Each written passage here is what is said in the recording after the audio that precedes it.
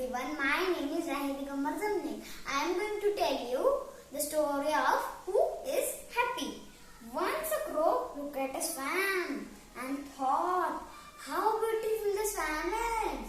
She had all white feathers, whereas the crow was black.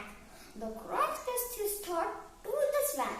The swan replied that according to her, the parrot is the most beautiful bird as it has two colors and swan not just one. Next,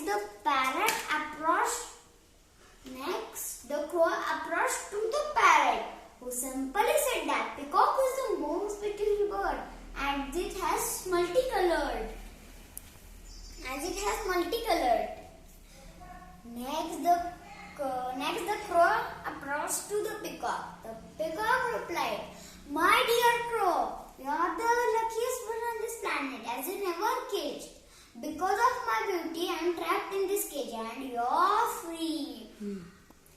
On hearing this, the crow thought how foolish he had been and thanked God for making him on the way he was. Moreover, never compare yourself to others. Be happy in what you have and what you are. Thank you.